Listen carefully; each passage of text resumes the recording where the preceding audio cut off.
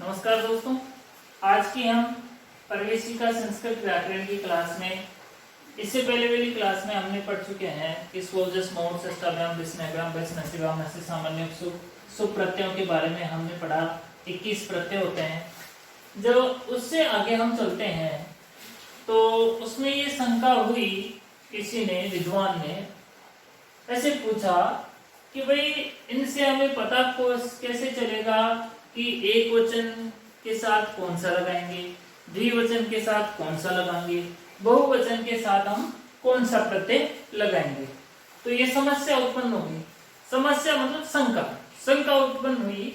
तो पाणिनि जी जो महोदय थे उन्होंने एक सूत्र का निर्माण किया और उस सूत्र का नाम रखा शुपः। क्या रखा गया? शुपः। शुप सु से लेकर के प तक के वर्ण वो होते हैं सुप। ठीक है। सुप सूत्र की जो वृत्ति थी उसमें क्या कहा गया, देखो एक बार। सुपः त्रीणि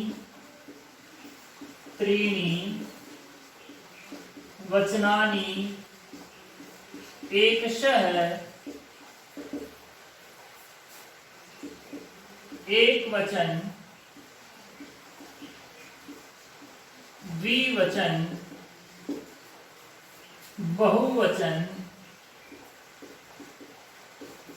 संज्ञानी शु। तो जो यहाँ पर सुपः जो सूत्र था उससे कहा गया कि सुपः त्रीणि वचनानि एक से एक वचन द्विवचन बहुवचन संज्ञानी शु। जब इसका अर्थ बताया गया, इसमें अर्थ में बताया गया, क्या बताया गया अर्थ में कि जो शुभ प्रत्यय होते हैं, सु से लेकर के प तक के जो 21 प्रत्यय होते हैं, शुभ प्रत्यय के क्रमशः जो तीन वचन है, जो क्रमशः तीन वचन है, जैसे सु औजस 3, अम औजस ये भी 3, ताभ्याम 20 ये भी 3, नेभ्याम रेस नसीभ्याम रेस नस और साम। एक विभक्ति में जो तीन है, त्रीणि वचनानि सुप प्रत्ययों के क्रमशः तीन जो वचन है उनकी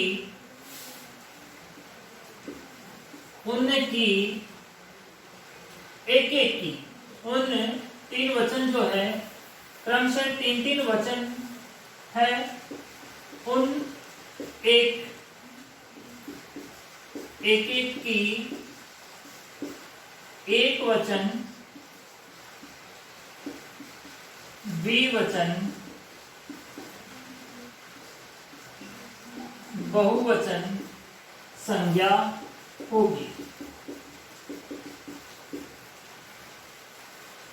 सुप प्रत्यय सुप जो सूत्र है उसने कहा कि जो ये तीन वचन आपने बनाए हैं, सु औजस अम औजस ताभ्याम 20, ये जो तीन वचन हमने बनाए हैं, इनमें क्रमशः जो वचन है उनकी एक की एक वचन द्विवचन और बहुवचन संज्ञा होगी। ऐसा इस सूत्र ने कहा। तो इससे ये समाधान तो हो गया, भाई इनमें से एक वचन कौन सा है, द्विवचन कौन सा है, बहुवचन कौन सा है। ठीक है। तो इसके बाद में शंका और उत्पन्न हुई, भाई हम द्विवचन की पहचान कैसे करेंगे, एक वचन की पहचान कैसे करेंगे, हमें पता कैसे चलेगा भाई इनमें सु एक वचन है और एक वचन है। तो इसके शंका समाधान के लिए पाणिनि जी ने एक और सूत्र बनाया, द्वेकयोर द्विवचने कवचने। द्वेकयोर द्विवचने वचने। इस सूत्र की वृत्ति जो है उसमें कहा गया है द्वित्व एकत्व योरिते स्तः।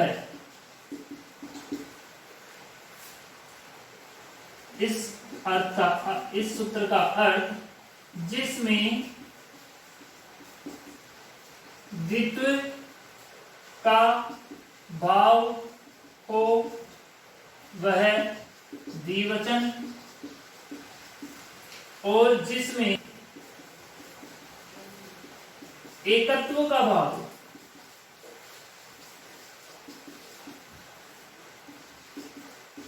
वह है एक वचन।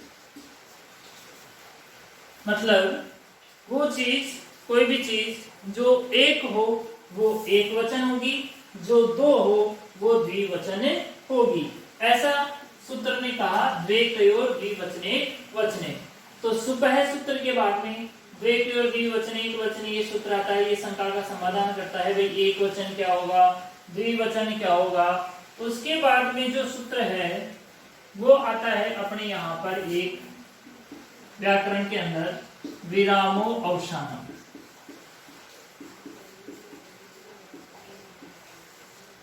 विरामो अवसानम क्या करता है, अवसान संज्ञा।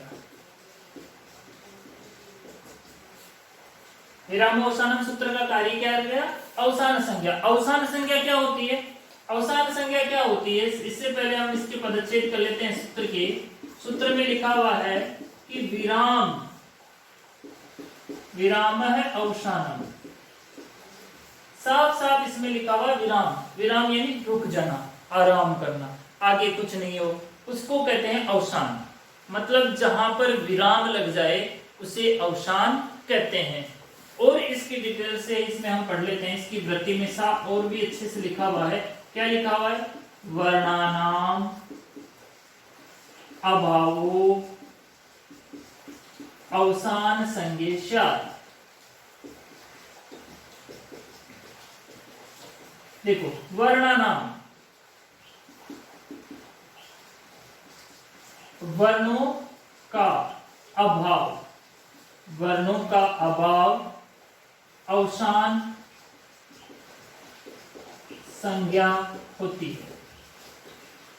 जहां पर वर्णों का अभाव हो जाता है वहां पर अवसान संज्ञा होती है। विरामो अवसानम सूत्र अवसान संज्ञा करता है। और जहां पर अवसान संज्ञा किसे कहते हैं, जहां पर विराम हो, वर्णों का विराम हो जाता है उसे अवसान कहते हैं। वर्णों के अभाव में अवसान संज्ञा, जहां पर वर्णों का अभाव हो जाता है उसे अवसान कहते हैं। जैसे यहाँ पे लिखा हुआ है वर्णानाम, इसी शब्द से हम समझते हैं कि वर्णानाम। देखो वर्णानाम, मैं अंतिम अक्षर है, इसके बाद में जो है वो अवसान हो गया, इसके बाद में कोई भी वर्ण नहीं है, अतः ये अवसान संज्ञा हो गया। तो आज की वीडियो में हमने अभी यहाँ पे पढ़ा 3 सूत्र। एक सुपह सूत्र है, सुपह त्रीणि त्रीणि वचनानि एक सह एक वचन द्विवचन बहुवचन संज्ञानिषु द्वेकयोर द्विवचने एक वचने और विरामो अवसानम।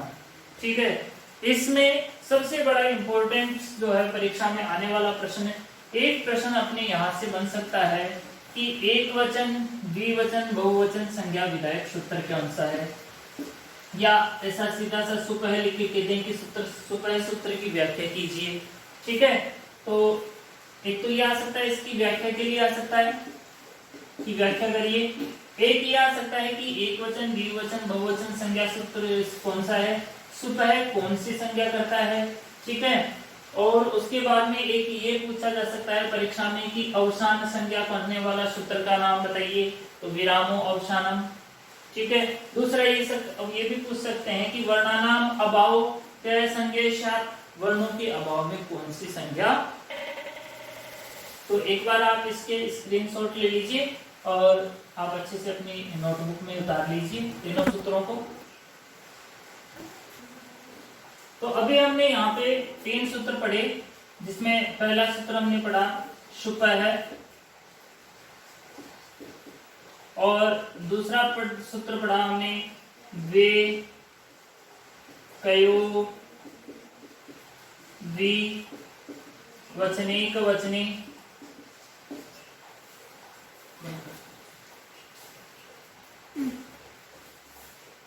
हमने सुपह सूत्र पढ़ा, द्विवचनेक वचने पढ़ा, और अभी पढ़ रहे हैं हम विरामो अवसानम।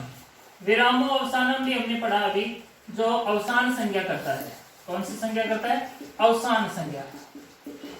और ये एक वचन द्विवचन और बहुवचन संज्ञा करता है।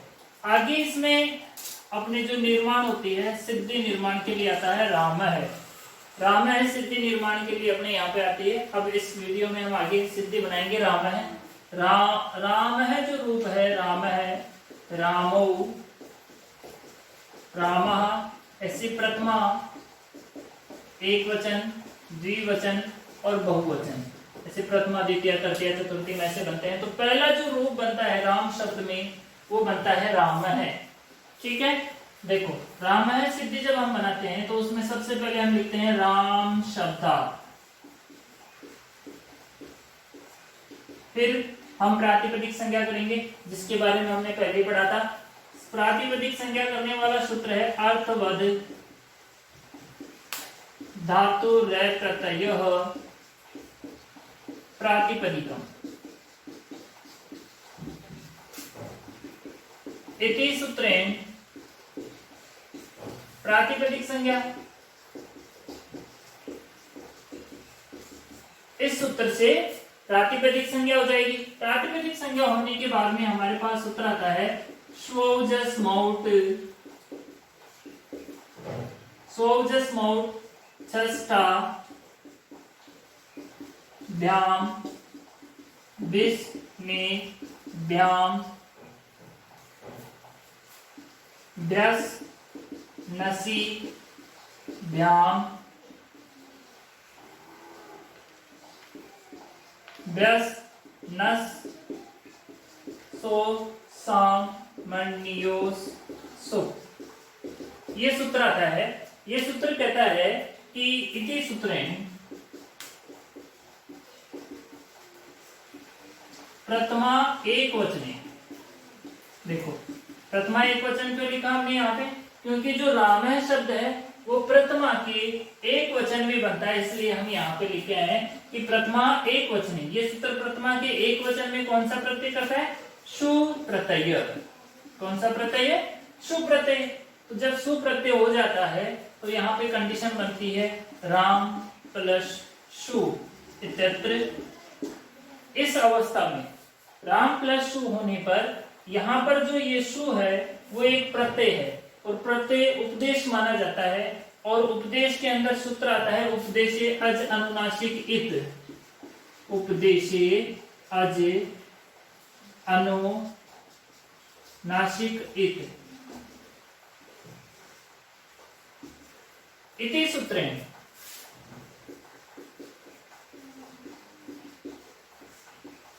उ इत संज्ञा करते, जो सु में जो उ है उसकी क्या हो जाएगी, इत संज्ञा। इत संज्ञा होने के बाद में लोप, और यहाँ पे कंडीशन रहेगी राम प्लस स इत्यत्र। राम प्लस स ऐसी स्थिति होगी। ऐसी स्थिति होने के बाद में यहाँ पर सूत्र आएगा विरामो अवसानम। हर जगह नहीं लगाएंगे हम, केवल इसी सिद्धि में बना के बता रहे हैं कि विरामो अवसानम क्या करता है, इति सूत्रेण अवसान संज्ञा करते।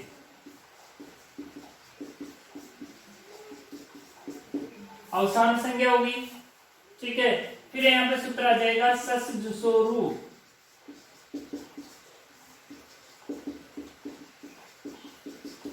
इति सूत्रेण,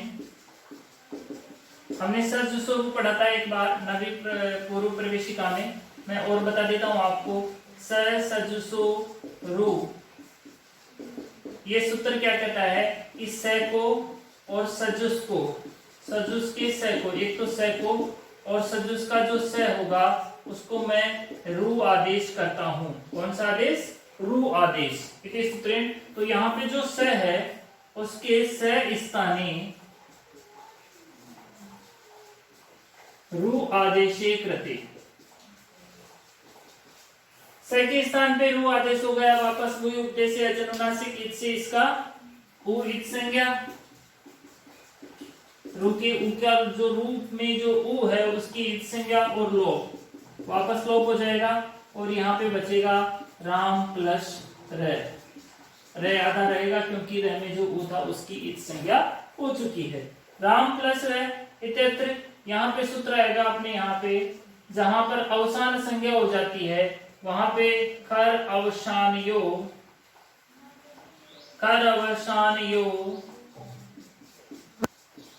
विसर्जनीय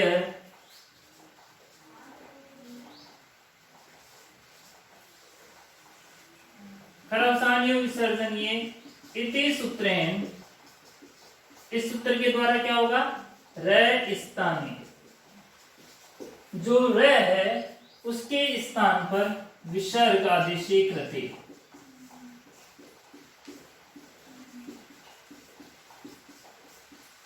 र के स्थान पे विसर्ग आदेश हो जाएगा। यहाँ पे जो रहता है उसकी जगह विसर्ग हो गया तो यहाँ पे बनेगा राम है इति रूपम सिद्धम।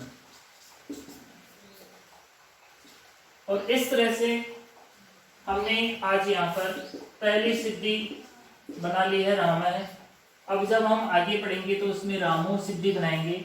आज हमने बनाई राम है सिद्धि, सीधा सा है, राम शब्द रहेगा, प्रातिपदिक से प्रातिपदिक संज्ञा हो जाएगी, सोजस मोट सूत्र आ जाएगा। उसमें प्रथमा एक वचन में सु प्रत्यय होगा, सु के उ की उपदेश से अजनुनासिक इत से इत संज्ञा हो जाएगी और केवल स शेष रहेगा। यहाँ पर अवसान संज्ञा हो जाएगी और सस जुसो रू सूत्र से स के स्थान पे रू आदेश हो जाएगा और वापस फिर उपदेश से अजनुनासिक इत से उ की इत संज्ञा होकर के लोग, और यहाँ पर राम प्लस रह रहेगा तो खरा अवसानी विसर्जनी है।